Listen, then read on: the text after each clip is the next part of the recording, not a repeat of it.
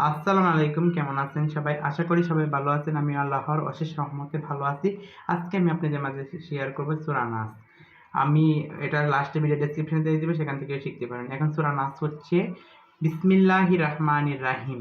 কুল আউযু বিরাব্বিন নাস, মালিকিন নাস, ইলাহিন নাস, মিন শাররিল ওয়াসওয়াসিল খান্নাস, আল্লাযী ইউওয়াসওয়িসু ফি সুদুরিন নাস মিনাল জিন্নাতি ওয়ান নাস। আবার বলে দিচ্ছি, কুল আউযু বিরাব্বিন নাস, মালিকিন নাস, ইলাহিন নাস, মিন শাররিল ওয়াসওয়াসিল খান্নাস, আল্লাযী ইউওয়াসওয়িসু ফি সুদুরিন নাস মিনাল জিন্নাতি ওয়ান নাস। এর অর্থ হচ্ছে, আপনি বলুন, আমি আশ্রয় প্রার্থনা করছি মানুষের প্রভুর, মানুষের অধিপতির, মানুষের মাবুদের, তার ক্ষতি থেকে যে কুমন্ত্রণা দেয় ও আত্মগোপন করে সে কুমন্ত্রণা দেয় মানুষের অন্তরে, জিনদের মধ্য থেকে এবং মানুষদের মধ্য থেকে। প্রত্যেক নামাজের পর পাঠ করলে বেশি ভালো হয়।